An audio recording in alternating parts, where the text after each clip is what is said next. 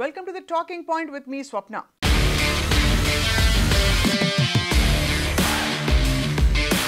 ప్రపంచ కప్ కొట్టిందని భారత పురుషుల జట్టు పేరు మారుమోగిపోతోంది. టీం సభ్యులకు పారితోషికం కాకుండా కోట్ల రూపాయల బహుమానాలు కూడా అందుతున్నాయి. పేపర్లు, టీవీ ఛానల్స్, సోషల్ మీడియాలో క్రికెటర్లకు ఫుల్ ఫాలోయింగ్ నడుస్తోంది. కానీ మా అమ్మాయిలు ఏం పాపం చేశారు? నేను ఈ ప్రశ్న వేయదలుచుకున్నాను. ఎందుకంటే ఇదే వారంలో విమెన్ క్రికెట్ జట్టు ప్రపంచ రికార్డు నెలకొల్పిన విషయం తెలుసు. 90 ఏళ్ల క్రికెట్ చరిత్రలో ఏ జట్టు సాధించని రికార్డు నెలకొల్పింది. అసలు విమెన్ క్రికెట్ టీం ఏ రికార్డ్ క్రియేట్ చేసింది? మరి దానికి గాను వాళ్లకు లభించిన క్రేజ్ ఏమైనా ఉందా? ఆడపిల్లలకు సారీ ఎందుకు చెప్పాల్సి వస్తుంది మనం ఇప్పుడు అన్న విషయాలు ఒకసారి చూద్దాం.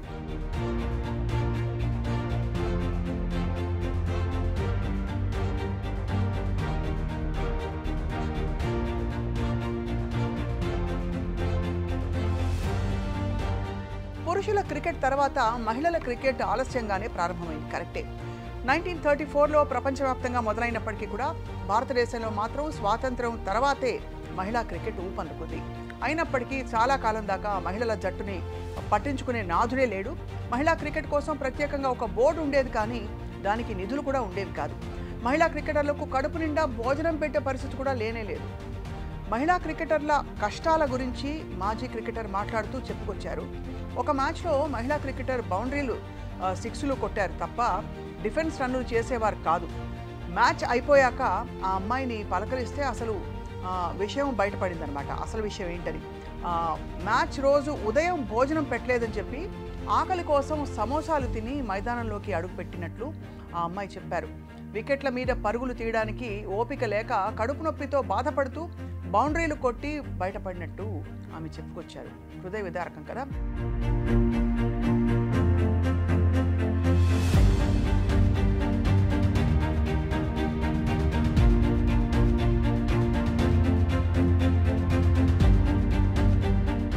మరొక ఆశ్చర్యకరమైన విషయం ఏంటంటే చాలా కాలం పాటు మహిళా క్రికెటర్లకు కొత్త డ్రెస్సులు కూడా ఇచ్చేవారు కాదు. పురుషుల జట్టు వాడేసిన డ్రెస్సులు తెప్పించి వాటిని సైజ్ చేయించి ఉతికించి మహిళలకు ఇచ్చేవారట. విధి లేని పరిస్థితుల్లో ఆ డ్రెస్సులతోటే క్రికెట్ ఆడుతూ నెట్టుకొచ్చే పరిస్థితులు ఉండేవన్నమాట. 2000 సంవత్సరం దాటాక మహిళా ఆటగాళ్ళు అంతా కూడా అప్పటి బీసీసీ చైర్మన్ తెలుసు కదా, మన శరద్ పవార్ గారిని కలిసి తమ కష్టాలన్నీ కూడా బయటపెట్టారు. ఆయన మహిళా బోర్డుతో మాట్లాడి వివరాలు తెప్పించుకుంటే ఆ కష్టాలన్నీ నిజమే అని తేలింది. దీంతో 2 క్రికెట్ బోర్డులను విలీనం చేసి కొంతమేర బడ్జెట్ను కూడా ఆయన పెంచగలిగారు. దీంతో కడుపు నిండా తిండి, వేసుకోవడానికి మంచి డ్రెస్సులు, ప్రాక్టీసింగ్ అవకాశాలు లభించాయి.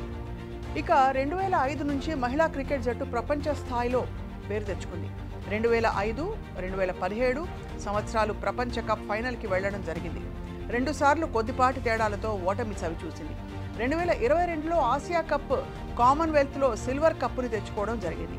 విశేషం ఏమిటంటే మహిళా క్రికెట్ టీంకి చాలా కాలం పాటు మన తెలుగు అమ్మాయి మిథాలీ రాజ్ కెప్టెన్గా వ్యవహరించారు. ఇక ఇప్పటి విషయానికి వద్దాం. ప్రపంచవ్యాప్తంగా ఎక్కువ పరుగులు సాధించిన జట్టుగా శ్రీలంకకు రికార్డు ఉంది. కొలంబో మ్యాచ్లో 509 పరుగులు సాధించడం జరిగింది. ఇది పురుషుల జట్టుకు సంబంధించిన రికార్డు. కానీ మహిళల క్రికెట్లో ఆస్ట్రేలియా పేరుతో ఒక రికార్డు ఉంది. అదేంటంటే టెస్ట్ మ్యాచ్లో 575 పరుగులు సాధించి రికార్డు నెలకొల్పింది. ఇప్పటిదాకా ఇదే ఎక్కువ శాతం పరుగులకు సంబంధించిన రికార్డు. కానీ ఇప్పుడు భారతీయ అమ్మాయిలు ఈ రికార్డును తిరగరాశారు. ఏంటంటే ఒకే మ్యాచ్లో 6 వికెట్ల నష్టానికి 603 పరుగులు తీసి ఆ భారీ రికార్డు నెలకొల్పారు.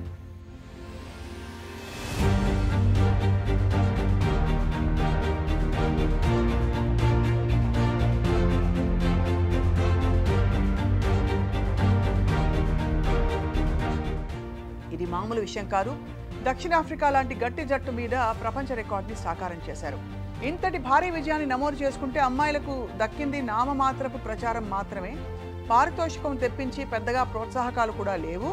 అండ్ అలాగే పురుషుల క్రికెట్ ఏదైనా రికార్డు క్రియేట్ చేస్తే ఎయిర్పోర్ట్ నుంచే అసలు దండలు వేసి ఊరేగింపుగా తీసుకెళ్తారు. కానీ అమ్మాయిల పరిస్థితి మాత్రం దారుణం. ఎయిర్పోర్ట్లో దిగితే పట్టించుకునే వాళ్లే ఉండరు. క్యాబ్ కొట్టించుకుని ఇంటికి వెళ్తూ ఉంటారనమాట. అది విషయం. ప్రపంచ స్థాయిలో రికార్డు సాధించిన మహిళా క్రికెట్ టీంకి శుభాకాంక్షలు చెబుదాం. అనుకున్నంత ఖ్యాతి ఇవ్వనందుకు సారీ కూడా చెప్పేద్దాం బాస్. ఓకే, సో అది ఇవాల్టి talking point. Thank you all for watching.